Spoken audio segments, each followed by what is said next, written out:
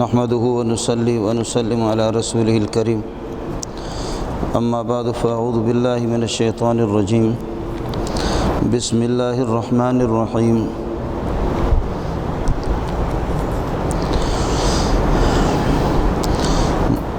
وقال إني ذاهب إلى ربي سيهدين رب هب لي من الصالحين فبشرناه بغلام حليم فلما بلغ معه السعي قال يا بني إني أرى في المنام أني أذبحك فانظر ماذا ترى قال يا أبت افعل ما تؤمر ستجدني إن شاء الله من الصابرين فلما أسلما وتله للجبين وناديناه أن يا إبراهيم قد صدقت الرؤيا إنا كذلك نجزي المحسنين إن هذا لهو البلاء المبين وفديناه بذبح عظيم وتركنا عليه في الآخرين سلام على إبراهيم كذلك نجزي المحسنين إنه من عبادنا المؤمنين وبشرناه بإسحاق نبيا من الصالحين وباركنا عليه وعلى إسحاق ومن ذريتهما محسن وظالم لنفسه مبين اللهم صل على محمد وعلى آل محمد كما صليت على إبراهيم وعلى آل إبراهيم إنك حميد مجيد اللهم بارك على محمد وعلى آل محمد كما باركت على إبراهيم وعلى آل إبراهيم إنك حميد مجيد ذوالقعدہ جو حج کے مہینوں میں سے ایک مہینہ ہے اور اگلا مہینہ ذوالحجہ جو حج کا خاص مہینہ ہے۔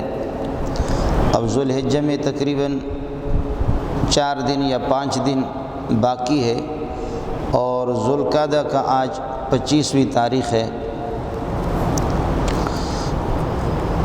ذوالحجہ کے ابتدائی جو 10 دن ہے ایام عشرہ،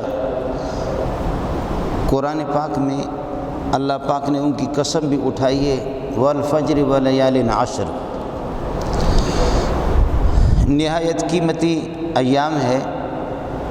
صوفیہ کے ہاں تو یہ ہے، اللہ والوں کے ہاں ہر شب قدرش بدانی۔ صوفیہ کہتے ہیں کہ ہمارے ہاں سال کے 360 دن ہے، یہ جتنے دن ہے ہمارے ہاں ہر دن اور ہر رات مستقل شب قدر ہے۔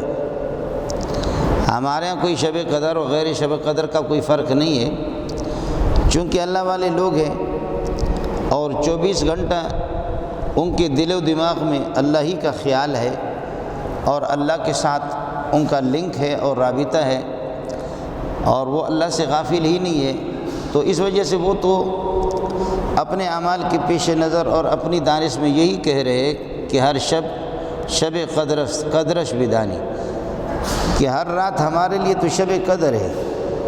ہم تو ہر رات اور ہر وقت کی اور ہر ٹائم کی، ہر گھڑی کی یہ کہ قدر دانی کرتے ہیں، لیکن اس میں کوئی شک نہیں ہے کہ یہ تو ان کا اپنا ذوق ہے اور ان حضرات کا احتیاط ہے کہ سال کے تمام دنوں کو اور تمام راتوں کو انہوں نے عبادت سے زندہ رکھا ہے۔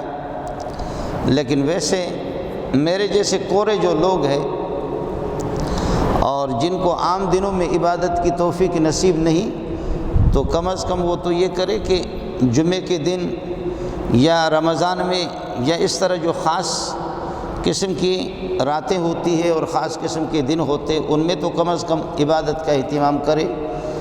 ما لا یدرک کلہ لا یترک کلہ کی پوری چیز اگر نہ ملے، صوفیہ تک اگر ہم نہیں پہنچ سکتے، پیچھے تو آدمی نہ رہے، کچھ نہ کچھ تو اللہ کے ساتھ اس کا تعلق ہو، اتنا تو نمک حرام تو نہ بنے۔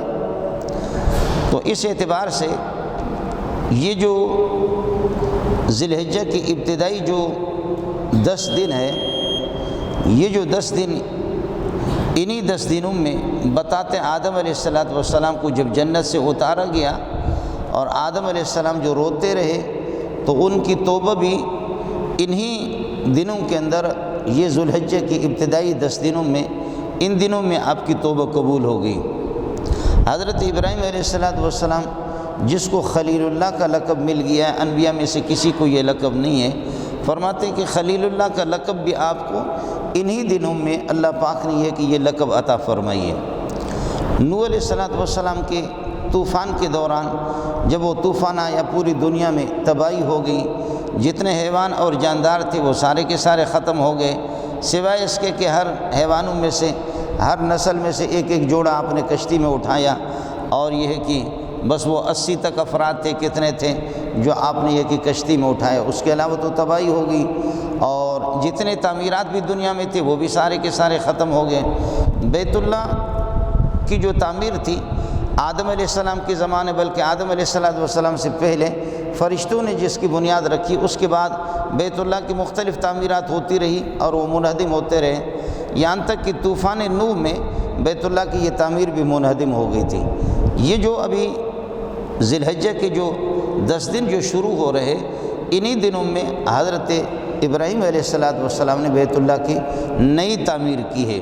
یہ جو قرآن میں آتا ہے پہلے پارے میں وَإِذْ يَرْفَعُ إِبْرَاهِيمُ الْقَوَاعِدَ مِنَ الْبَيْتِ وَإِسْمَاعِيلُ رَبَّنَا تَقَبَّلْ مِنَّا إِنَّكَ أَنْتَ السَّمِيعُ الْعَلِيمُ، باپ بیٹے دونوں بیت اللہ کی بنیادیں اٹھا رہے تھے اور بیت اللہ کی تعمیر کر رہے تھے، وہ یہی ہے۔ ذی الحجہ ہی میں آپ نے بیت اللہ کی تعمیر کی ہے۔ پچھلے جمعے میں آپ سے میں نے عرض کیا تھا ابراہیم علیہ السلام کی تاریخ اور کچھ باتیں رہ گئی۔ حضرت ابراہیم علیہ السلام کو جب بابل کے شہر عراق میں اور بابل میں جب نمرود کے زمانے میں منحوس کے، اور نمرود ہی کے حکم سے ابراہیم علیہ السلام کو جب آگ میں ڈالا گیا، اب ظاہر ہے کہ آگ تو آپ کے لیے گلزار بن گئی اور آگ آپ کو جلا نہ سکی، تو جب آپ آگ سے صحیح سالم نکلے اتنے بڑے معجزے کو دیکھ کر کے، تو پھر ہونا یہ چاہیے تھا کہ عراق والوں کی زندگی بدل جاتی، نمرود کی زندگی بدل جاتی، نمرود کو ماننے والے اس پر لعنت بھیجتے، وہ ابراہیم علیہ السلام پر ایمان لاتے، لیکن کوئی فرق نہیں ہوا۔ اتنا بڑا معجزہ دیکھ کر کے، اتنا بڑا معجزہ، اس کے باوجود بھی لوگوں نے ایمان نہیں لائے۔ تو اب ابراہیم علیہ السلام نے دیکھا کہ اس ملک میں جتنی محنت کر رہا ہوں اور جتنی محنتیں کیے کوئی خاص فائدہ تو نہیں ہے، تو آپ کو حکم ہو گیا کہ آپ یہاں سے ہجرت کر کے شام چلے جائیں۔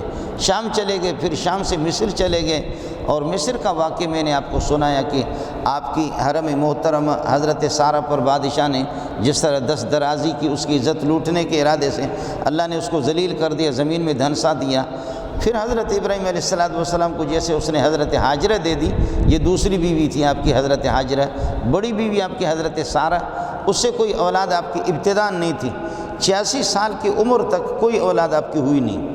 حضرت ہاجرہ کو جب مصر سے لے کر کے پھر واپس آپ شام چلے گئے، شام میں تو پھر وہاں جا کر کے آپ اب 86 سال کی عمر ہے، 2 بیویاں ہیں، اولاد کوئی نہیں ہے۔ اس موقع پر آپ نے یہ دعا کی ہے، رب ہب لی من الصالحین، اے اللہ مجھے نیک اولاد عطا فرما دے۔ ہمارے ہاں کرتے ہیں، آ کر کے کہتے ہیں کہ لوگ مولوی صاحب دعا کرو اللہ بیٹا دے دے، بیٹا دے دے۔ 6-7 بیٹیاں ہیں، بیٹا کوئی نہیں ہو رہا ہے، بیٹا دے دے اللہ، بیٹا دے دے۔ بیٹوں کے لیے روتے ہیں، اور ماشاءاللہ مولوی صاحب بھی بڑے مستجاب دعوات ہوتے ہیں، وہ ان کو بیٹا چاہیے تو مولوی صاحب دعا کر لیتا ہے، اس کے لیے بیٹا ہو جاتا ہے، لیکن بیٹا جب بڑا ہو جاتا ہے تو پھر ماشاءاللہ کس کر کے، وہ تو ٹیلی ویژن میں دیکھتا ہے کہ وہ باکسنگ والے کس طریقے پر لڑ رہے ہیں، اس کی تربیت اسی طرح ہوئی ہے کہ کس طرح لڑائی ہوتی ہے، ماشاءاللہ ان کی اچھی خاصی ٹریننگ ہو جاتی ہے کہ کک مارنا ہے تو کس طرح مارنا ہے، مکہ ابا جی کو مارنا ہے تو کس طرح مارنا ہے، ابا کے سینے میں مارے یا منہ پہ مارے۔ اور جب بیٹاؤں کے پیدا ہو جاتے ہیں اور بیٹا بڑا ہو جاتا ہے تو پہلے بیٹے کے لیے روتا تھا، مولوی صاحب سے آ کر تعویذ تو اس نے لے لی، بیٹے کے لیے روتا تھا، لیکن اب بیٹے نے 2-3 مکے جب اس کے سینے میں رسید کیے تو اب آ کر کے بیٹے سے روتا ہے، پہلے تو بیٹے کے لیے روتے تھے۔ اب ماشاءاللہ یہ ہے کہ بیٹے نے جب کباڑا کر دیا اس کا اور مار کر کے اس کو گرا دیا، امی جی کو الگ لات مار کر کے ادھر ڈھیر کر دیا، تو ماں باپ اب دونوں کے دونوں اب وہ بیٹے سے روتے ہیں۔ اس کی بنیادی چیز یہ ہے کہ ہمیں کچرا مال چاہیے، بس بیٹا ہی چاہیے، یہاں وہ نہیں ہے۔ رب ہب لی من الصالحین، رب ہب لی من الصالحین، اللہ مجھے نیک اولاد چاہیے۔ اور نیک اولاد کے بارے میں اللہ کے نبی نے فرمایا کہ اولادنا اکبادنا، اولادنا اکبادنا، اولاد ہمارے لخت جگر ہے، ہمارے کلیجہ ہے۔ یہ ڈاکٹر حضرات بیٹھے ہوئے، ان سے پتہ کرو، ہاتھ اگر شل ہو جائے تب بھی کام چل جاتا ہے، پاؤں شل ہو جائے پاؤں کو کاٹو تب بھی کام چل جاتا ہے، جگر ختم ہو گیا آدمی چلتا نہیں۔ اولاد ہوتی ہے۔ اولادنا اکبادنا، اولاد تو جان جگر ہے، وہ جگر ہے، آنکھوں کی ٹھنڈک ہے۔ آپ حضرت حسن اور حضرت حسین کے بوسہ لے رہے تھے تو ایک بدو تھا، بدو بڑے سخت دل ہوتے ہیں، دیہاتی، کہنے لگے میرے تو درجنوں اولاد ہے، ہم نے کبھی کسی کا بوسہ لیا ہی نہیں، آپ کیسے بوسہ لے رہے؟ فرمایا اللہ نے آپ کے دل سے اگر محبت اور شفقت اور رحمت نکالی ہے تو میں محمد کیا کر سکتا ہوں؟ آپ کو اللہ نے اگر سخت دل بنایا تو میرا اس میں قصور کیا ہے؟ اولاد سے کتنی محبت ہوتی ہے۔ اب 86 سال کی عمر میں اولاد نہیں ہے، اولاد کا موسم ختم ہو گیا۔ رب ہب لی من الصالحین، اللہ مجھے نیک اولاد عطا فرما دے۔ اللہ پاک نے حضرت حاجرہ کو، دوسری بیوی کو، جو بادشاہ نے گفٹ کر کے آپ کو لونڈی دی تھی، اپنی بیٹی دی تھی، دونوں روایتیں مورخ لکھتے ہیں۔ آپ کا بیٹا حضرت اسماعیل علیہ السلام یہ بڑا بیٹا ہے، یہ 10-11 سال حضرت اسحاق علیہ السلام سے بڑے ہیں۔ حضرت اسماعیل علیہ السلام یہ جب پیدا ہو گئے فلسطین میں اور شام میں، چھوٹا بچہ، تو اب ظاہر ہے کہ ایک بیوی کا بچہ پیدا ہو گیا اور بڑی بیوی حضرت سارہ ہے، ان کی کوئی اولاد نہیں ہے، تو نبی کی دونوں بیویاں، نبی کی بیویاں حرم محترمہ، لیکن پھر بھی جھگڑنے لگی۔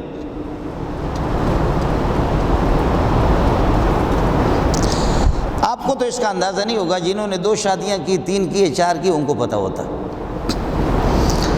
ان کا مسئلہ ہوتا ہے، اولاد پر مستقل لڑائی ہوتی ہے۔ حضرت حاجرہ کا بیٹا جب حضرت اسماعیل علیہ السلام پیدا ہو گیا تو کچھ تلخیاں تو شروع ہو گئی، جیسے کہ آپ معلوم کریں گے ازواج مطہرات حضرت عائشہ، حضرت حفصہ، حضرت زینب اور حضرت صفیہ، حضرت سودا، یہ ازواج مطہرات، ان میں خواتین میں یہ سلسلہ چلتا رہتا ہے۔ پھر آپ کو حکم ہو گیا کہ حضرت حاجرہ کو اٹھا کر کے آپ مکہ ہجرت کر جائیں، تو پھر مکہ آپ تشریف لائے۔ مکے میں جو یہاں آ گئے وہ ایک سلسلہ لمبا ہے۔ یہاں حضرت مکے میں حضرت حاجرہ کو اور ان کے بیٹے حضرت اسماعیل علیہ السلام کو رکھا۔ اسماعیل علیہ السلام جیسے پلے بڑے اور انہوں نے بنو جرہم سے اس نے شادی کی، اور اس بیوی کو پھر حضرت ابراہیم علیہ السلام کے کہنے کے مطابق آپ نے یہ کہ طلاق دے دی، وہ کوئی فرمان بردار نہیں تھی، پھر دوسری بھی شادی کی۔ حضرت اسماعیل علیہ السلام کے واقعات تو آپ سنتے رہتے ہیں، لیکن 14 سال کی عمر جب ہو گئی اور وہ کسی بلوچ کا بیٹا بھی نہیں ہے، کسی سندھی اور پٹھان کا بیٹا بھی نہیں ہے، پنجابی کا بیٹا بھی نہیں، نبی کا بیٹا ہے۔ اور عربوں کی ابتدا حضرت اسماعیل علیہ السلام سے، رب ہب لی من الصالحین، اللہ مجھے نیک اولاد عطا فرما دے۔ اس لیے جو ہمارے حضرات یہاں تشریف فرما ہے، آپ سے گزارش ہوگی کہ اولاد مانگو نہیں، نیک اولاد مانگو، عام اولاد نہیں، نیک اولاد مل جائے، ورنہ ناک میں دم کر کے اولاد رکھے گی۔ فبشرناہ بغلام حلیم، آپ کو ہم نے خوشخبری سنا دی ایک بردبار صاحبزادے کے، بردبار لڑکے کی۔ ابراہیم علیہ السلام کے 2 بیٹے حضرت اسماعیل، حضرت اسحاق علیہ السلام، وہ حضرت سارہ سے ہے۔ 10-11 سال حضرت اسماعیل علیہ السلام سے وہ چھوٹے ہیں۔ حضرت سارہ کو اور ان کے بیٹے حضرت اسحاق علیہ السلام کو ابراہیم علیہ السلام نے شام میں بسایا۔ حضرت اسماعیل علیہ السلام اور ان کی والدہ وہ یہاں مکے میں رہے۔ مسلمانوں کے 2 قبلے ہیں، قبلہ اول وہی مسجد اقصیٰ ہے، اس میں بھی ابراہیم علیہ السلام اور آپ کی اولاد وہاں آباد، اور ظاہر ہے کہ رسول پاک صلی اللہ علیہ وسلم بھی 16-17 مہینہ آپ کو بھی حکم ہوا اس قبلے کی طرف آپ رخ کرتے رہے۔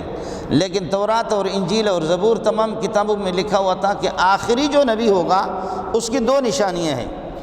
آخری نبی کی نشانی یہ کہ وہ ذوالقبلتین، 2 قبلوں والا ہوگا، مسجد اقصیٰ کی طرف بھی رخ کرے گا اور پھر مسجد اقصیٰ منسوخ ہوگا۔ یہ تورات میں اب بھی موجود ہے، یہودی تو اس کو چھپاتے رہتے۔ آخری نبی کی پہچان یہی ہے کہ وہ ذوالقبلتین، دو قبلوں والا نبی ہوگا۔ چنانچہ رسول پاک صلی اللہ علیہ وسلم جب مدینہ ہجرت کر کے تشریف لے گئے تو اللہ کا حکم آپ کو ہو گیا 16-17 مہینہ آپ مسجد اقصیٰ کی طرف رخ کرتے رہے اور نماز پڑھتے رہے، لیکن آپ کے ابا حضرت ابراہیم اور حضرت اسماعیل علیہ السلام کا اصل قبلہ بیت اللہ ہی تھا، تو اب وہ منسوخ ہو گیا، حکم ہو گیا فولی وجہک شطر المسجد الحرام۔ دو بیٹے ہیں آپ کے، وہاں حضرت اسحاق علیہ السلام اور پھر حضرت اسحاق علیہ السلام کی اولاد میں ہے یہ حضرت موسیٰ علیہ السلام، حضرت عیسیٰ علیہ السلام، حضرت یعقوب علیہ السلام، حضرت یوسف علیہ السلام، حضرت اسحاق ہی کے اولاد میں ہے۔ ابراہیم علیہ السلام ابو الانبیاء ہے، آپ کا بیٹا اسحاق، اور اسحاق میں سے پھر بنی اسرائیل کے جتنے بھی انبیاء ہیں وہ سارے کے سارے حضرت اسحاق علیہ السلام کی اولاد ہیں۔ اور دوسرا بیٹا حضرت اسماعیل علیہ السلام، ان کی اولاد میں پیارے پیغمبر صلی اللہ علیہ وسلم ہے صرف۔ دونوں بیٹوں کو قرآن نے بیان کر دیا، ایک بیٹا غلام علیم ہے، دوسرا بیٹا غلام حلیم ہے۔ دونوں بیٹوں کو قرآن نے فرق بیان کیا، فبشرنا بغلام حلیم، بردبار قسم کا بچہ۔ پٹھان اور بلوچ ان کی بردباری قابل تعریف ہے ماشاءاللہ۔ حلیم وہ ہوتا ہے کہ آپے سے باہر نہیں ہوتا، حلیم صابر و شاکر بھی ہوتا ہے، اس میں بردباری۔ نبی تو جامع الصفات ہوتے ہیں، اللہ نے انبیاء کے اندر، ظاہر ہے کہ اسماعیل علیہ السلام بھی نبی، حضرت اسحاق علیہ السلام، لیکن حضرت اسحاق علیہ السلام وہ غلام علیم ہے۔ قرآن نے 2-3 مقامات میں ان کو غلام علیم کا، وہ چھوٹا بیٹا ہے 10-11 سال بعد میں۔ اور حضرت اسماعیل علیہ السلام جو پیارے پیغمبر صلی اللہ علیہ وسلم کے ابا ہے، آپ صلی اللہ علیہ وسلم حضرت اسماعیل کے اولاد میں سے، حضرت اسماعیل کے بارے میں قرآن کہتے ہیں فبشرنا بغلام حلیم، وہ غلام حلیم ہے، بردبار۔ اور ظاہر ہے کہ یہ سلسلہ چلتے چلتے پیارے پیغمبر صلی اللہ علیہ وسلم پہ پہنچا، اور پیارے پیغمبر علیہ السلام پر جب سلسلہ پہنچا تو آپ حضرت اقدس صلی اللہ علیہ وسلم کے علم اور بردباری کو دیکھو کہ اونٹنی کو ذبح کر کے گندگیوں سے اللہ گندگی سے اس کی وہ اوجری کو اٹھا کر کے لا کر کے نماز کے دوران آپ پہ رکھا جاتا ہے، کچرے اور گندگی آپ پر پھینکتے ہیں، تب بھی کسی حد تک آپ دعا بھی کرتے ہیں، آپ کے پاؤں کو خون آلود کر لیتے ہیں، لیکن پھر بھی کہتے ہیں اللہم انی اشکو الیک ضعف قوتی وقلت حیلتی وہوانی علی الناس یا رب العالمین، اللہ میں اپنی کمزوری اور بے بسی کا رونا رو رہا ہوں آپ کے سامنے۔ صبر اور حلم اور بردباری کو دیکھو۔ حضرت حسین رضی اللہ تعالیٰ عنہ کے سامنے ایک آدمی آیا، مجلس میں بیٹھے ہوئے تھے، کس کر کے گالیاں دی، ہوگا کوئی بلوچ ہوگا یا کوئی سندھی ہوگا مانو، کس کر کے اس نے گالیاں دی، گالی دیتے رہے۔ حضرت حسین مسکراتے رہے، وہ گالی دیتے رہے، حضرت لوگ تیار ہو گئے کہ تکہ بوٹی کر دیں اس کا، حضرت حسین نے منع کر دیا۔ اور جب وہ اپنے گالیوں کے صرف صغیر صرف کبیر سنا کر کے جب فارغ ہو گئے تو حضرت حسین نے فرمایا کہ بھائی کچھ ہے، ساتھیوں کو کہا کہ اس کو کپڑے دے دو، اس کو پیسے دے دو، کھانے پینے کے توشے اس کو دے دو۔ انہوں نے پورا کا پورا سب کچھ ان کے کہنے کے مطابق کپڑے بھی دے دیے، پیسے بھی دے دیے، خوب اس کا اکرام اور اعزاز کیا۔ گالیاں جتنی اس کی تھیلی میں تھی وہ ساری کی ساری گالیاں اس نے حضرت حسین کو تو سنا دی، لیکن حضرت حسین نے کسی کا جواب نہیں دیا اور اس کو اس طریقے پر اس کا اکرام کیا۔ آج وہ چلا گیا اور کل آ کر کے اس سے بڑی مجلس کے سامنے رو رو کر کے پاؤں پہ پڑ گئے، کہنے لگے مجھے معاف کر دو، خدا کی قسم آپ کو گالی دینا نہیں چاہ رہا تھا، میں آپ کا دشمن نہیں ہوں، لیکن میں دیکھنا یہ چاہ رہا تھا کہ محمد کا خون آپ کے اندر کتنا موجود ہے۔ میں صرف آپ کو دیکھنا چاہ رہا تھا کہ پیارے محمد کا خون آپ کے اندر کتنا ہے، کہ آپ میری گالیوں کو اور میری بدماشی اور میری بد اخلاقی بدتمیزی کو کہاں تک برداشت کر سکتے ہو۔ واہ، واقعتاً آپ نواسے رسول ہے۔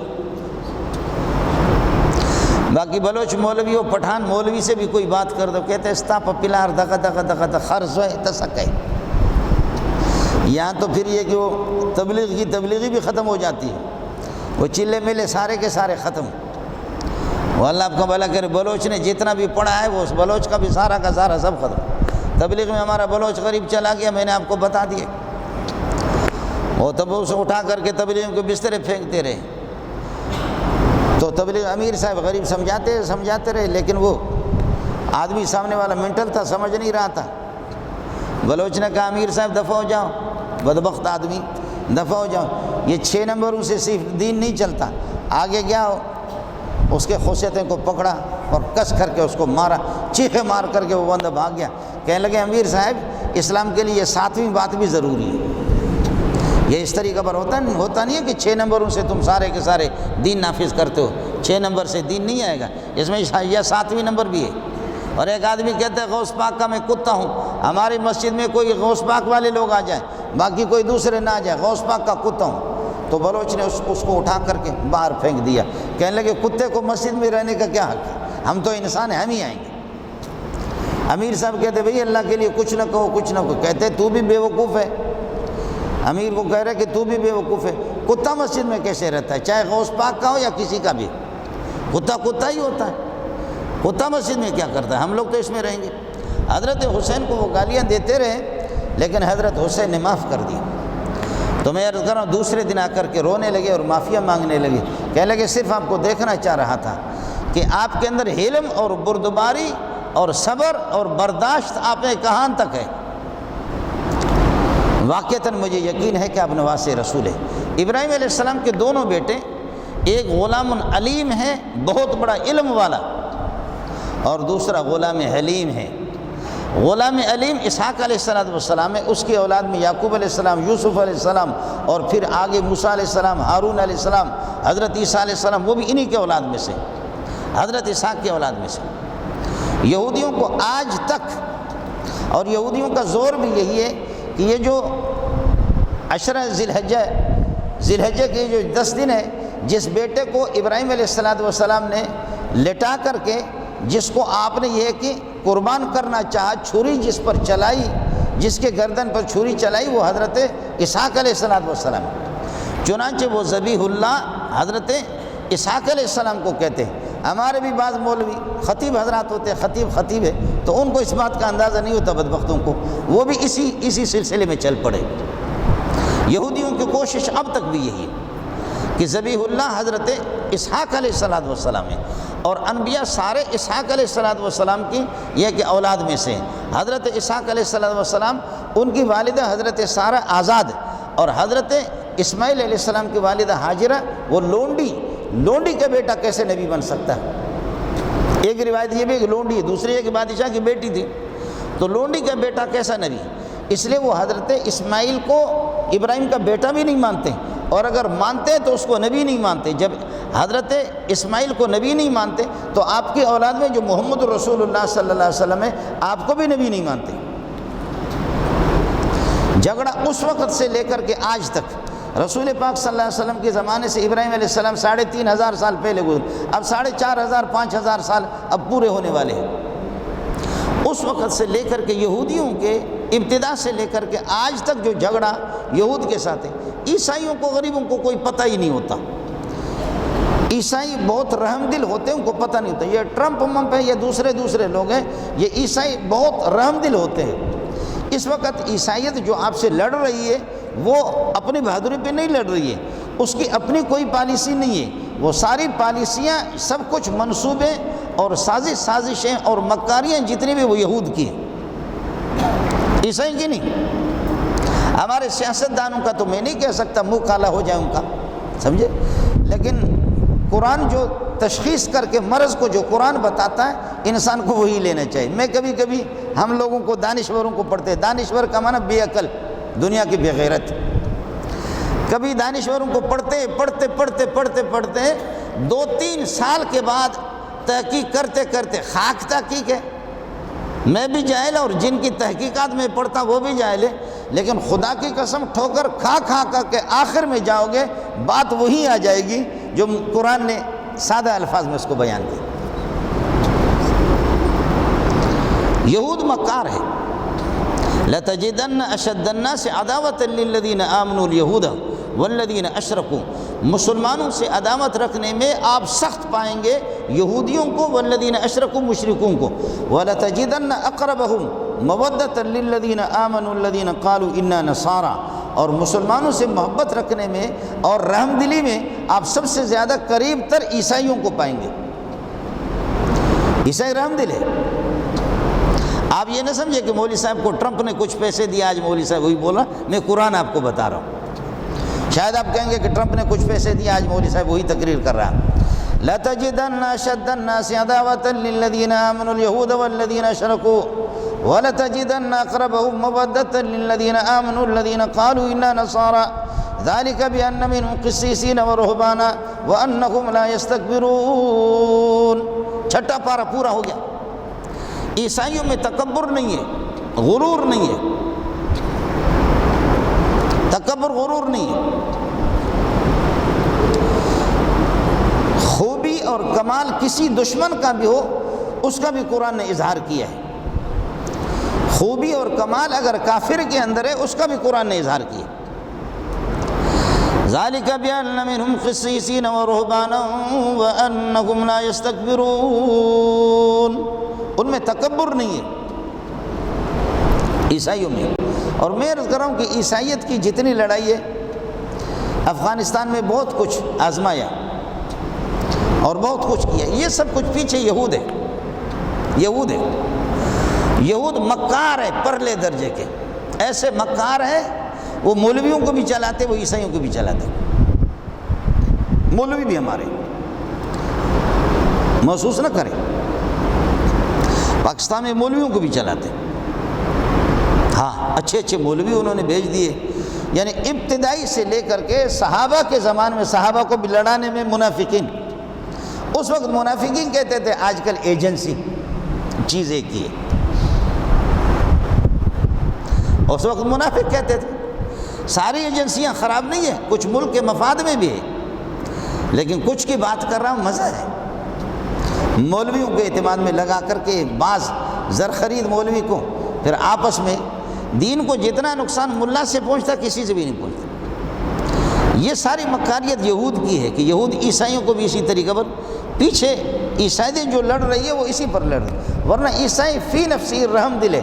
آپ اندازہ کریں حضرت جعفر ابن ابی طالب حضرت علی کے بھائی نے سورہ مریم کی ابتدائی آیت حضرت نجاشی کے سامنے حبشہ میں جیسے اس نے تلاوت کی، حضرت نجاشی رونے لگے، اسی ٹائم پہ مسلمان ہو گئے.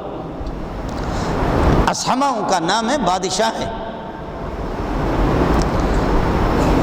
ان کا قافلہ وہاں پہنچا تھا ہجرت کر کے، تو حضرت نجاشی کو پتہ چل گیا کہ یہ جو نیا نبی ہے وہ تو عیسائی تھے. نیا نبی جو آیا ہے، آخری نبی، نبی آخر الزمان، خاتم النبیین، جو ہمارے وزیر اعظم کے منہ سے نکلتا نہیں،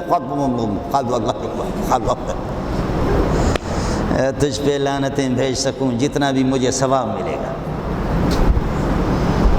جتنا بھی لعنتیں تمہیں بھیجیں اتنا ہی ثواب ملے گا. جب تیرے منہ سے خاتم النبی نہیں نکلتا، اس کے بعد کون سا ماں کا لال ہے جو تجھے کہتا ہے تو محمد کی جماعت میں داخل ہے؟ وہ کون سا مولوی دنیا کا بے غیرت؟ جب تیرے منہ سے خاتم النبیین کا لفظ باوجود یہ چیلنج کے، اگر آپ مجھے ملک کا وزیر اعظم بنا دے، کہو کہ انجیل یاد کرو، میں آپ کو 2 مہینے میں سناؤں گا، پورا انجیل میرے پاس ہے. قرآن کا تو میں حافظ ہوں، بخاری تو میں نے حفظ کیا، لیکن اگر آپ مجھے کہیں ملک کا وزیر اعظم آپ کریں گے تو میں انجیل بھی آپ کو سناؤں گا. 2 مہینے میں پورا حفظ کرو، ہمت کرو. لیکن ملک کا وزیر اعظم بنایا اور سارے مسلمانوں کا اصرار ہے، سب کہتے ہیں کہ ہمیں خوشی ہوگی کہ ہمارے وزیر صاحب خاتم النبیین کا لفظ، لیکن وزیر صاحب منہ ٹھیڑا کبھی ایسے کرتا کبھی کرتا ہے، لیکن منہ سے خاتم النبیین نکلتا نہیں ہے. اس کے بعد کون سا بغیرت ہے کہ جو آپ کے پیچھے، وہ پرلے درجے کے جو آپ کے پیچھے پڑے ہوئے ہیں، جو خاتم النبیین کا لفظ بھی آپ کے منہ سے نہ نکلے. تو جیسے حضرت نجاشی نے بلایا حضرت جعفر ابن ابی طالب کو، حضرت علی کے بھائی کو. یہ لوگ حبشہ ہجرت کر کے مشرکین سے تنگ آ گئے تھے، تو ان کو ایسے دیکھا، کہنے لگے آپ لوگ کون ہیں؟ آپ میں سے کون ان سے زیادہ قریب ہے؟ حضرت جعفر ابن ابی طالب نے فرمایا میں اس نبی کا چچا زاد بھائی ہوں. میں اس کا چچا زاد بھائی ہوں۔ کہا وہ کیا کہتا ہے، کیا تعلیم آپ کو دیتا ہے، وہ تعلیم آپ کو کیا دیتا ہے؟ فرمائے سنا دیتا ہوں۔ اعوذ باللہ من الشیطان الرجیم، بسم اللہ الرحمن الرحیم، کاف آیا عین صاد،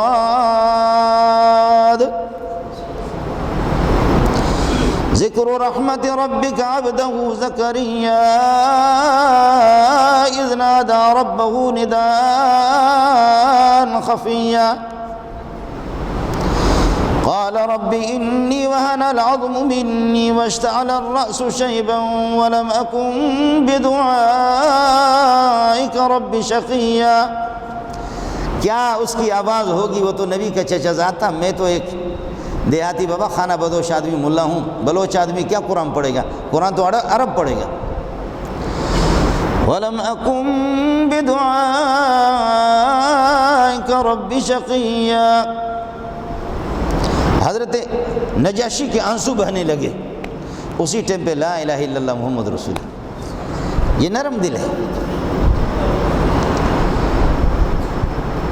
اس کے بعد انہوں نے 40 آدمی اپنے بھیجے، رسول پاک صلی اللہ علیہ وسلم کے پاس آ گئے اور حضرت نے یاسین شریفوں کو سنا دی۔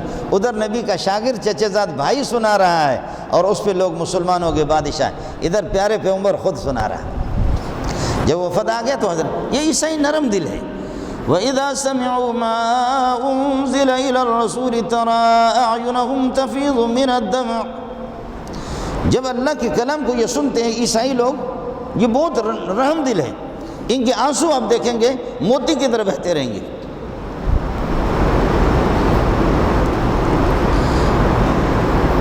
عرض یہ کر رہا تھا کہ یہ ساری لڑائی اس وقت سے لے کر کے اب تک اس بات پر ہے کہ حضرت اسماعیل علیہ السلام نبی نہیں ہیں، جتنے بھی انبیاء ہیں وہ سارے اسحاق علیہ السلام کے اولاد ہیں، اس لیے یہود کی لڑائی ہم سے یہی ہے، اسی پر۔ اور یہود میں ایک بہت بڑا طبقہ جو عیسیٰ علیہ السلام کے بھی دشمن ہے۔ تو حضرت کے 2 بیٹے ابراہیم علیہ السلام، ایک غلام علیم حضرت اسحاق علیہ السلام ہے، ابو الانبیاء، وہ زیادہ بڑی تعداد انبیاء کی انہی کے اولاد میں ہیں حضرت اسحاق کے، اور دوسرا حضرت اسماعیل علیہ السلام، یہ غلام حلیم ہے، وہ غلام علیم ہے۔ اللہ آپ کو اولاد دے دے، غلام علیم دے دے یا غلام حلیم دے دے، غلام خبیث نہ دے اللہ، اللہ غلام علیم دے دے یا حلیم دے دے۔ رب حب لی من الصالحین، نیک اولاد اللہ دے دے۔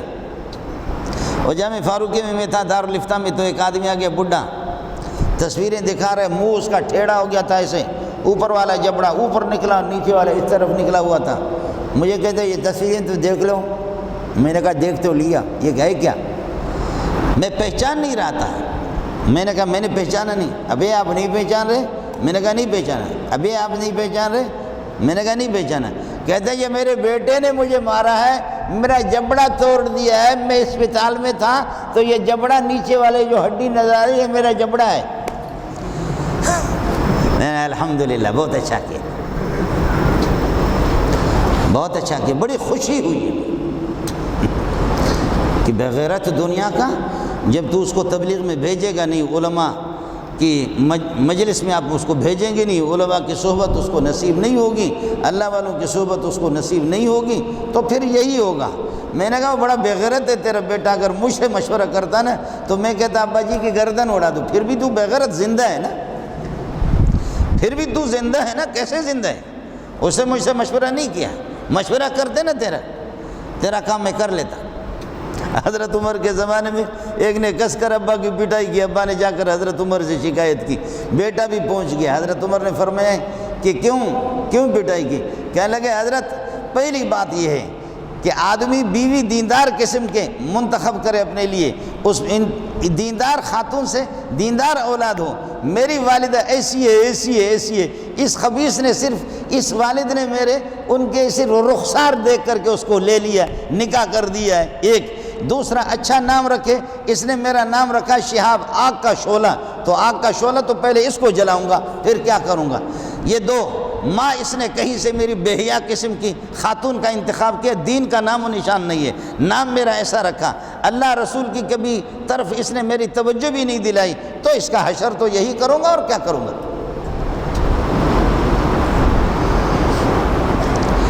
فبشرناہ بغلام حلیم، بردبار قسم کے بچے۔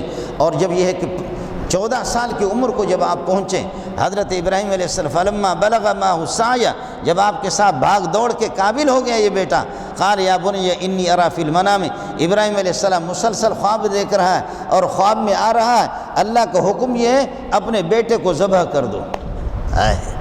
یہ ہمارے پنجاب میں اور سندھ میں آپ نے دیکھا بہت سے پیر یہ تعویذوں کے لیے، لوگ کوئی کہتا ہے کہ جی پلاٹوں کا کام کر رہا ہوں نقصان ہو رہا ہے، پراپرٹی کا کام کر رہا ہوں نقصان ہو رہا ہے، دکان ہمارے خسارے میں ہے، تو پھر جاتے پیر صاحب کے پاس، پیر صاحب کہتے ہیں کہ مجھے الہام ہو گیا، اپنا بچہ جو مجھے دے دو یا اس کو ذبح کر دو، اس کے خون میں سے تعویذ لکھوں گا، پھر یہ ہے کہ تیرا کام حل ہو جائے۔ خدا کی قسم آپ نے دیکھا کہ اس طرح 20 بچے ذبح ہو گئے۔ یہ پنجاب میں اس قسم کے پیر بہت ہیں اور سندھ میں بھی، یہ ہمارے ڈاکٹر صاحب بیٹھے ہوئے ناراض ہو جائے گا، سندھ میں بھی ایسے پیر بہت زیادہ ملتے ہیں، بس مست ہے بالکل، نہ اس کو دین کا پتہ، نہ خدا کا، نہ رسول کا، کلمہ بھی غلط پڑھتا ہے، نہ نماز نہ کچھ بھی، بابا سیدہ وڈو مانوا، بابا سید خاندانہ، سید خاندان، بس پھر بیوی بھی اس کے پاس لے جائیں، بہن بھی اس کے پاس لے جائیں، بیٹی بھی لے جائیں، پردہ بھی نہیں ہے، ابا ہتے تکلیفہ عورتوں کو ہاتھ لگا کر، پھر ادھر سے سگریٹ اور چرس،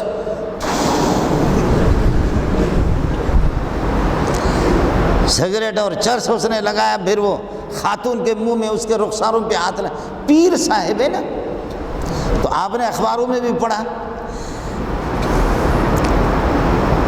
میں ایک پیر صاحب مجھے کہہ رہے تھے کہ مجھے الہام ہوتا ہے، تم مانو یا نہ مانو مجھے الہام ہوتا ہے، الہامی کو بہت ہوتے ہیں الہام، اور پیر آپ نے جتنے دیکھے وہ کراچی شہر کے اندر ہے، دیہاتوں میں نہیں ہوتا ہے، دیہاتوں میں الہام ہی نہیں ہوتا سرے سے، شہر میں سوسائٹی میں جو پیر ہوتے ہیں نا، اور وہ ان کو الہام ہوتا ہے، کہنے لگے مجھے الہام ہوتا ہے، میں نے کہا خیر کا الہام ہوتا ہے یا شر کا؟ کہا خیر کا ہوتا ہے، میں نے کہا اس سے بڑا خیر کائنات کے اندر کوئی بھی نہیں ہے،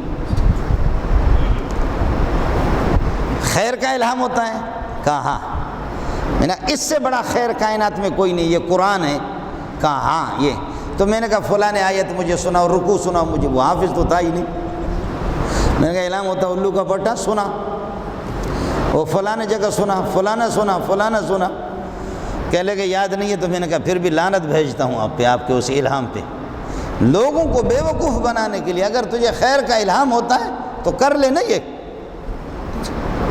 ہمارے یہاں بھی بعض لوگ بتاتے ہیں کہ جی ہمارا پیر صاحب بہت مستجاب الدعوت ہے، معاف کیجئے گا یہ ہمارے تبلیغ والے ساتھی کہتے ہیں فلان کی دعا تو ایسی لگتی ہے، لیکن الحمدللہ وہ سورہ فاتحہ خود غلط پڑھتا ہے، اس کی دعا ایسی لگتی ہے تو قرآن تو کم از کم یہ کہ ایک پاو تو سنا دے، جب وہ تیرا اتنا بڑا بزرگ بنا ہوا ہے نا، مستجاب الدعوات ہے، اس کی دعائیں قبول ہوتی ہے، تو اس منحوس کی دعا اس پر قبول نہیں ہو رہی ہے کہ اس کی چند صورتیں بھی اس کو یاد نہیں ہے، یہ دعا کیوں نہیں کی؟ کائنات میں اس سے بڑھ کر کے کوئی بڑی نعمت نہیں ہے، اگر وہ دعا اس کی لگتی ہے تو یہ نعمت تو اس کو مل جائے نا، قرآن اس کو یاد نہیں ہے، زبان ٹھیڑی کر کے قرآن پڑھتا ہے، نبی کا خواب قطعی ہوتا ہے، یقینی ہوتا ہے، یہ پیروں کی طرح نہیں ہوتا، یہ سورج غلط ہو سکتا ہے، چاند غلط ہو سکتا ہے، یہ جو پنکھے آپ کو نظر آ رہے ہیں میری اور آپ کی نگاہیں غلط ہو سکتی ہے، نبی کا خواب کبھی نہیں۔ آدمی جب سوتا ہے تو اس کے سارے اعضاء معطل ہو جاتے ہیں، آدمی سوتا ہے تو پھر یہ ہے کہ وضو بھی اس کے ٹوٹ جاتا ہے، شریعت کا حکم یہی ہے، سوئے آدمی خراٹے لے کر کے جب اٹھے وضو اس کا ٹوٹ گیا، نبی جتنا بھی سوئے نبی کا وضو نہیں ٹوٹتا، سب کو سبحان اللہ۔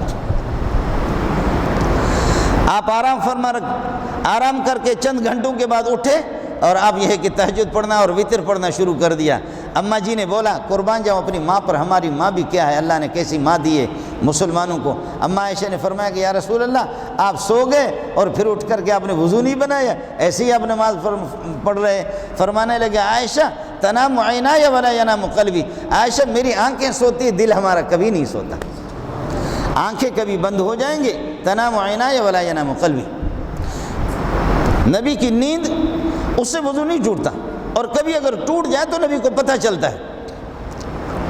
ہمارے بعض لوگ غصے ہو کر کے کہتے ہیں نہیں نبی کے اس میں کیا ہے، صحابہ کا اس میں کیا، صحابہ کی خصوصیت کیا، انبیاء کی؟ ہم بھی سوتے ہیں، ہمیں پتہ ہوتا ہے کہ سر کدھر ہے، ہاتھ کدھر ہے، پاؤں کدھر ہے، بڑی بیداری سے سوتے ہیں۔ بعض لوگ نبیوں کو نہیں مانتے، وہ بھی نبی بننے کی کوشش کرتے ہیں۔ ایک آدمی کہہ لگا یہ تو کہہ رہے کہ نبی سوتا ہے اس کا وضو نہیں ٹوٹتا، اور عام آدمی سوتا ہے تو اس کی ہوا بھی خارج ہو سکتی ہے، ریح خارج ہو جاتی ہے اور وضو ٹوٹ جاتا۔ ہماری ریح خارج نہیں ہوتا، ہم بیدار ہو کر کے سوتے ہیں۔ میرا اللہ بھی مسئلہ سمجھا دیتا ہے کبھی بعض لوگوں کو، مرنے سے پہلے مسئلہ۔ ایک دن خوب سویا ہوا اور خواب میں دیکھ رہا ہے کہ آسمان کے سوراخ ہو گئے، اس سے بڑی بڑی موتیاں گر رہی ہے، میں نکال رہا ہوں موتیاں چن رہا ہوں، ٹوکری میں ڈال رہا ہوں موتیاں، ہاتھ زور لگا رہا ہے۔ اچانک آنکھ کھل گئی کہ پورا ہاتھ اپنے مقد کے اندر گیا۔ اچانک آنکھ کھل گئی تو دیکھا ہاتھ پورا اپنے اندر ہی دیا۔ دیکھو آسمان کتنا بڑا ہے پیچھے، اور آسمان کے سوراخ بھی آپ دیکھیں کہ اس سے کیسے کیسے موتیاں نکل رہی۔ نبی کے ساتھ برابر بننے کی کوشش کر رہا ہے کہ نبی بیدار سوتا ہے تو ہم بھی بیدار ہیں۔ تو واہ تو خوب بیدار ہے، دیکھا کہ ہاتھ سے تو بدبو ہی آ رہی ہے، موتیاں چن رہا ہے۔ فلما بلغ معه السعي قال يا بني إني أرى في المنام أني أذبحك، میں خواب میں دیکھ رہا ہوں آپ کو ذبح کر رہا ہوں۔ فانظر ماذا ترى، سوچ لو آپ کی رائے کیا ہے۔ فانظر ماذا ترى قال يا أبت افعل ما تؤمر ستجدني إن شاء الله من الصابرين۔ ہے نبی کا بیٹا بھی، بیٹا میں نے خواب میں دیکھا، مسلسل خواب دیکھ رہا ہوں کہ تجھے ذبح کر رہا ہوں، میرے رب کا حکم ہے۔ بیٹا یہ نہیں کہتا ہے کہ خواب غلط ہو سکتا ہے، ابا جی خواب میں آدمی کہتا ہے فانظر ما، ابا پوچھ رہا ہے مشورہ، ابا کو مشورے لینے کی کیا ضرورت ہے، اس کو جب حکم ہو گیا ہے، لیکن پھر بھی تاکہ آسمان بھی گواہ رہے اور مکے کے پہاڑ بھی گواہ رہیں کہ نبی کا بیٹا کیا جواب دیتا ہے۔ بیٹا جواب یہ نہیں دیتا کہ آپ نے خواب دیکھا ہے، خواب غلط ہو سکتا ہے۔ بیٹا کہتا ہے کہ یا ابتے، میرے پیارے ابا۔ اس وقت پیارا ابا کہاں ہوگا؟ اگر ہمارا بیٹا ہم اس کو کہہ دیں کہ ہمیں رب کا حکم ہو گیا، آپ کو ذبح کرنا ہے اور آپ کو قربانی کرنا ہے، اس دفعہ بکری قربانی نہیں کرنا، آپ کو قربانی کرنی ہے، تو بیٹا کہے گا تمہارے اس خواب پہ بھی لعنت، تم پہ بھی لعنت، تم نے کیسے؟ لیکن یہاں بیٹے کو کہہ رہا ہے آپ بتا دیں آپ کی رائے کیا ہے۔ یہ صرف مکے کے پہاڑوں کو گواہ بنانا تھا، آسمان کو گواہ بنانا تھا، فرشتوں کو گواہ بنانا تھا کہ دیکھ لو کہ محمد رسول اللہ کے والد جو آگے جا کر کے نبی آخر الزمان اسی کے اولاد میں سے پیدا ہوگا، یہ کس قسم کا نبی ہے، اس کو دیکھو۔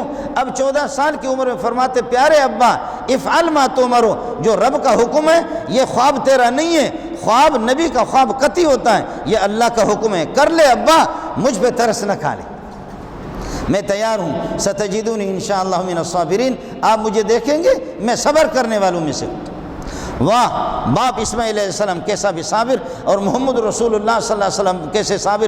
آپ نے فرمایا کہ اوذی تو فی اللہ ما لم یؤذ احد، خدا کی قسم کائنات میں کسی کو اتنی تکلیفیں نہیں دی گئی جو محمد کو دی گئی ہے، لیکن محمد نے صبر سے کام لیا، میں نے صبر کیا۔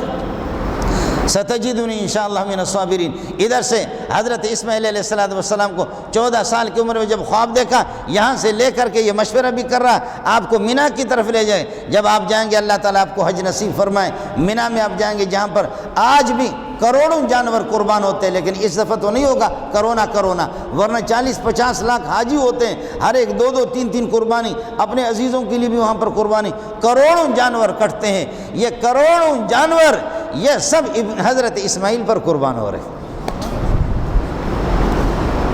یہ سب اسی پر ہے۔ بلکہ یہ بھی نہیں، اس کے بعد پھر جہاد کا جو سلسلہ محمد رسول اللہ کے زمانے میں جو شروع ہو چکا ہے، لاکھوں کروڑوں لوگ جتنے شہید ہو جائیں گے، یہ بھی ان جانوروں کی قربانی الگ، انسانوں کی قربانی یہی ہے جو شہداء ہوتے ہیں، یہ شہداء یہ بھی سنت اسماعیلی ہے۔ یہ بھی سنت ابراہیمی ہے، یہ بھی سنت اسماعیلی ہے۔ ادھر شیطان آ گیا، آ کر کے حضرت حاجرہ سے کہا آپ کو پتہ ہے بیٹا کیوں باہر گیا ہے، شوہر تیرا کیوں باہر گیا، چونکہ چنانچہ دراصل میں یوں اس طرح ہو سکتا ہے آپ کو پتہ نہیں؟ کہا کہ گئے ہوئے، کہا کہ آپ کو معلوم نہیں ہے کہ بیٹے کو لے جا کر کے ذبح کر دیں گے؟ حضرت حاجرہ نے کہا اس طرح ہو ہی سکتا ہے؟ کیسے ہو سکتا ہے کہ باپ اپنے بیٹے کو ذبح کر دیں؟ کہا وہ تو کہتا ہے کہ مجھے خدا کا حکم ہے۔ کہا جب خدا کا حکم ہے تو دفع ہو جاؤ، پھر جو کرے کرے۔ حضرت حاجرہ سے جب یہ ہے کہ ذلیل ہو کر کے یہاں سے نکلا، جا کر حضرت اسماعیل علیہ السلام کو مینا میں بتا دیا، اسماعیل علیہ السلام نے بھی وہی جواب دے دیا۔ حضرت ابراہیم علیہ السلام کے پاس آ گئے، کیا خواب پر بیٹے کو قربان کر رہے ہو؟ یہ دانش مندی ہے، یہ عقل مندی ہے، انہوں نے کنکریاں مارنا شروع کر دی۔ آج بھی جا کر کے اس جگہ پر آپ جائیں گے، شیطان کو کنکریاں مارتے۔ فرمانے لگے کہ ابا اگر آپ مجھے ذبح کریں گے اور اللہ کا حکم ہے میں بھی اس پر صبر کر رہا ہوں، لیکن یہ ہے کہ آپ یہ کر دو اپنی آنکھیں بند کر لو اور میری آنکھیں بھی باندھو، اور یہ ہے کہ مجھے اوندے منہ اس طریقے پر چہرے کے بل مجھے لٹا دو، کہیں ایسا نہ ہو کہ میرے چہرے پر آپ کی نگاہ پڑ جائے اور آپ کو ترس آ جائے۔ میرے ہاتھ پاؤں باندھ دو، کہیں ایسا نہ ہو کہ چھری جب چل جائے اور میری موت آ جائے، ہاتھ پاؤں میں ہلا دوں، یہ خون آپ کے کپڑوں کو لگ جائے۔ ہے اولاد ہو تو ایسی اولاد ہو۔ یہ صرف میرے رب کو امتحان لینا ہے، باقی کیا کیسے ہی ہو سکتا ہے؟ ایک امتحان تھا، اذ ابتلی ابراہیم ربہ بکلمات فاتمہن۔ اللہ نے ابراہیم کے بہت سے مواقع پر امتحان لیا ہے، لیکن ابراہیم نے سب کچھ پورا کر دیا ہے۔ چنانچہ آپ کو جب لٹا دی، فلما اسلم، باپ بیٹے دونوں نے اللہ کے حکم کے سامنے سر تسلیم خم کر لیا، وتلہ للجبین علی الجبین، پیشانی کے بل جب بیٹے کو یہ کہ لٹا دی، اب چھری چلا رہا، وہ چھری نہیں ہے، چھری موم بن گئی، موم کی طرح نرم نرم نرم نرم، وہ چھری نہیں ہے۔ ہاتھ میں تو چھری ہے حقیقت میں، لیکن میرے رب نے اس کو ایسا کند بنا دیا، ایسا نرم بنا دیا کہ اسماعیل کو کچھ بھی نہیں۔ ایسے ابراہیم نے دیکھا کہ کیا ہو گیا اس چھری کو، اچانک جیسے آنکھ کھل گئی تو دیکھا کہ ایک مینڈا ہے اور ایک دمبا ہے، اس پر میری چھری چل رہی ہے۔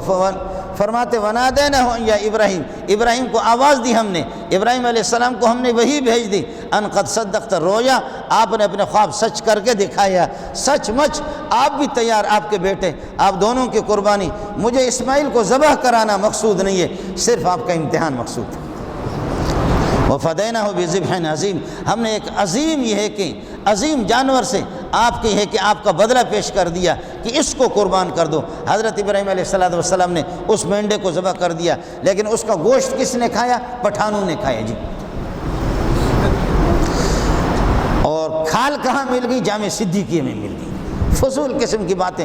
اس زمانے میں یہ ہوتا تھا کہ قربانی کرتے تو آگ سے آسمان آتی تھی، آ کر کے پھر یہ ہے کہ اس قربانی کے گوشت کو اس طریقے پر جلا دیتی تھی اور یہ غائب ہو جاتا تھا، تو یہ اس بات کی دلیل ہوتی تھی کہ یہ قربانی قبول ہوگی۔ بقربان تاکلہ النار، آگ آتی تھی۔ اب وہ اس طرح وہ گوشت، اس کا ذکر نہیں ہے کہ ابراہیم نے کھایا ہو اور حضرت حاجرہ کو کھلایا ہو، حضرت اسماعیل کو، البتہ اس کا سر رہ گیا اور اس کے سینگ رہ گئے۔ یہ مکے کے اندر بیت اللہ کے اندر باقاعدہ کعبۃ اللہ کے اندر یہ لٹکے ہوئے تھے، حضرت کے زمانے میں بھی تھے بطور یادگار کے، اس کے بعد حضرت عبداللہ ابن زبیر کے زمانے میں بھی تھے۔ حجاج نے مکہ کو، بیت اللہ کو آگ لگا دی اور حضرت عبداللہ ابن زبیر کو شہید کیے۔ بیت اللہ بھی عجیب ہے، اس پر بڑی بڑی آزمائشیں آئی ہیں، حجاج نے آگ لگا دی، مکے میں آگ لگا دی، اور یہ اس وقت تک اس کا سر بھی تھا اس مینڈے کا۔ اب آپ دیکھیں کہ اس کا مطلب یہ ہو گیا کہ 3500 4000 حضرت صلی اللہ علیہ وسلم کے زمانے سے 3500 سال پہلے حضرت ابراہیم علیہ السلام، لیکن تب یہ ہے کہ بطور یادگار کے اس کا سر تھا، یہاں بیت اللہ کے اندر لٹکا ہوا تھا۔ حجاج نے یہ سب کچھ جلا دیا۔ بادشاہ لوگ کر سکتے ہیں جی، ابھی انہوں نے بیت اللہ کا طواف بند کر دیا اور انہوں نے کعبۃ اللہ کے اندر آگ بھی لگا دی، مکے کے اندر آگ بھی لگا دی۔ اس قسم کے ہمارے لوگ مل جائیں، انہوں نے حج بند کر دیا، اس نے آگ لگا دی، اور ہمارے والے لوگوں نے مدرسے بند کر دی۔ اور ہمارے مولوی لوگ بھی کہتے ہیں ہم ریاست سے کبھی ٹکر نہیں لیتے۔ تم ریاست سے ٹکر نہیں، تم بزدل ہو۔ ریاست سے ٹکر کا مسئلہ نہیں ہے، تمہاری بیویاں اٹھا کر کے لے جائیں، دیکھتا ہوں ٹکر لیتے ہو ریاست سے نہیں لیتے ہو، تمہاری بیٹیاں جب لے جائیں دیکھتا ہوں کہ تم اس قانون کی پاسداری کرتے ہو یا نہیں کرتے ہو۔ ہمارے ایک استاد حضرت اقدس مولانا محمد زیب دامت برکاتہم العالیہ، بڑی پیاری بات کی، مسلمانوں اس کو سن لو، بہت پیاری بات کی۔ فرمایا کراچی میں مدارس میں طلباء کی آمد تھی، آمد ہی آمد، مولویوں نے طلباء کی قدر نہیں کی، اللہ نے یہ نعمت مولویوں سے چھین لیا۔